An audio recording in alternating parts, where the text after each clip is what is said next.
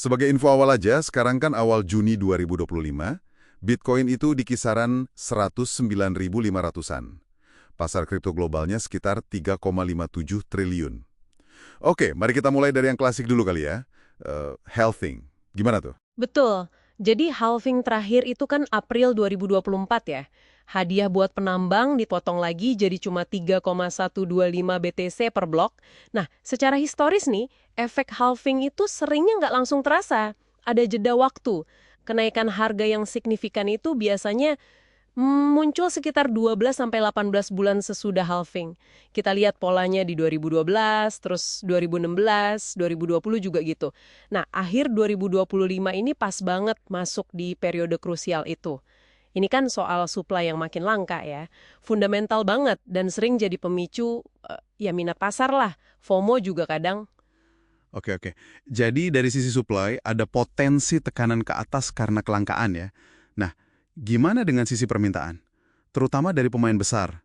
Institusi. Sumber Anda kan menyoroti banget soal ETF Bitcoin Spot ini.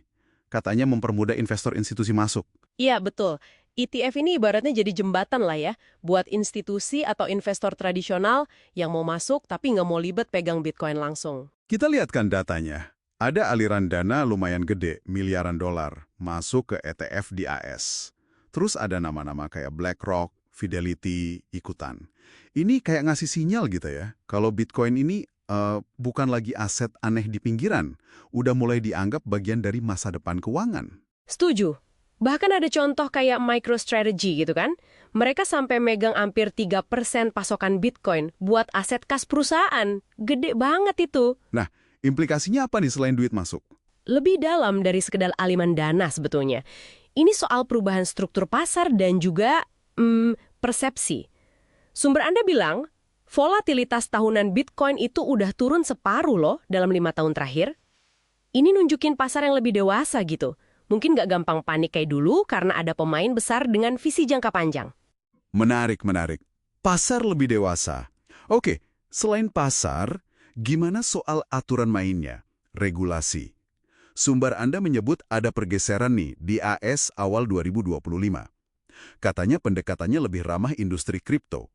Ada fokus ke regulasi stablecoin, kayak Genius Act itu.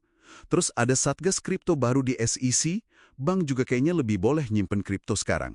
Iya, jadi gini, ada beberapa perkembangan di AS, pemerintahannya dinilai lebih pro-inovasi, terus ada upaya bikin aturan jelas buat stablecoin.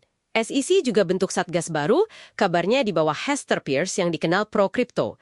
Terus, regulator bank macam OCC dan FDIC itu mencabut keberatan lama soal bank jadi kustodian kripto.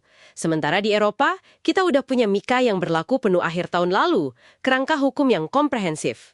Pentingnya regulasi ini apa sih? Buat kita yang ngikutin Bitcoin? Nah, ini penting banget dipahami. Regulasi yang jelas itu mengurangi resiko kan? Risiko hukum, risiko operasional buat institusi. Jadi, modal besar yang tadinya mungkin ragu-ragu karena aturannya abu-abu, jadi lebih berani masuk. Ini sinyal legitimasi. Tapi ya itu, meskipun AS dan UE udah maju, di level global kan masih beda-beda aturannya. Ini tantangan juga. Oke, jadi regulasi bisa jadi pendorong juga ya? Sekarang, kita geser ke faktor makroekonomi. Sumber Anda nyebut ada ekspektasi penurunan suku bunga nih dari The Fed dan ECB, sekitar pertengahan atau akhir 2025. Gimana pengaruhnya? Biasanya sih ya, kalau suku bunga turun, itu bisa bikin likuiditas lebih banyak di pasar. Dana bisa ngalir ke aset yang dianggap lebih berisiko, tapi potensial untungnya gede. Bitcoin sering dianggap masuk kategori itu. Jadi, penurunan suku bunga bisa jadi angin segar. Kalau inflasi gimana? Kan sering disebut Bitcoin itu emas digital, lindung nilai inflasi. Nah, ini agak unik situasinya. Secara global, inflasi diproyeksi mereda di 2025. Tapi, khusus di AS, sumber Anda bilang ada kemungkinan malah sedikit naik lagi di kuartal ketiga. Jadi, kombinasi suku bunga potensi turun plus periode pasca halving ini bisa jadi dorongan kuat ya di paruh kedua 2025. Kalau inflasi AS naik dikit, bisa jadi malah memperkuat narasi Bitcoin sebagai emas digital buat investor di sana. Tapi perlu diingat, respons Bitcoin ke makro itu kompleks. Kadang dia ikut gerak aset teknologi, kadang dia jadi safe haven. Nggak selalu lurus. Oke, kompleksnya hubungannya, Terakhir nih, faktor teknologi. Ada perkembangan apa yang signifikan? Ada dua yang disorot sumber Anda. Pertama, Lightning Network atau LN. Ini solusi buat bikin transaksi Bitcoin jadi cepat, murah, dan bisa skala besar. Kapasitas LN ini katanya terus tumbuh pesat. Udah di atas 5.000 BTC awal 2025, naiknya ratusan persen dari beberapa tahun lalu. Udah mulai kepakai di bisnis juga. Wow, oke. Yang kedua apa? Yang kedua itu integrasi stablecoin lewat teknologi namanya Taproot Assets. Ini memungkinkan aset lain kayak stablecoin yang nilainya dipatok ke dolar bisa jalan di atas jaringan Bitcoin. Contohnya Tether USDT itu udah diumumkan bakal ada di LN awal 2025. Ini bisa jadi pergeseran lumayan gede nih.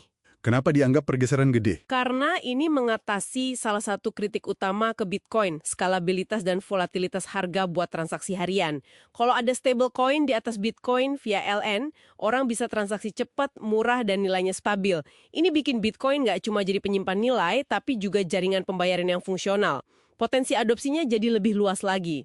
Oke, lengkap banget nih faktor-faktornya. Ada halving, institusi masuk via ETF, regulasi makin jelas, potensi makro mendukung, plus teknologi makin canggih.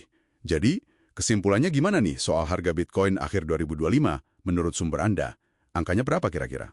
Nah, sumber Anda menyajikan beberapa skenario ya, namanya juga prediksi kan. Skenario paling optimis yang bullish itu melihat harga bisa di kisaran $150.000 sampai $250.000, bahkan ada analis yang bilang lebih tinggi lagi. Wow, tinggi juga ya. Pendorongnya apa aja tuh kalau skenario bullish? Ya, kombinasi semua tadi. Efek halving yang terasa penuh, aliran dana ETF terus deras, suku bunga rendah, regulasi AS kondusif, plus adopsi teknologi kayak LN dan stablecoin di atasnya. Oke. Terus kalau skenario yang lebih netral gimana? Skenario netral, harganya mungkin di kisaran $70.000 sampai $100.000. Ini bisa terjadi kalau misalnya ada ketidakpastian ekonomi global yang bikin investor nahan diri.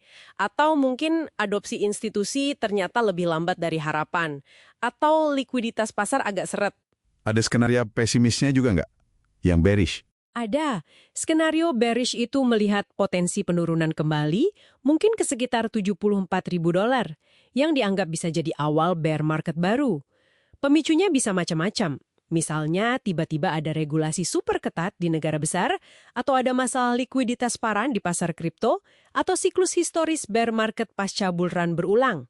Atau bisa juga karena data ekonomi AS ternyata kuat banget, jadi The Fed nunda terus penurunan suku bunganya. Intinya ya, volatilitas itu pasti ada.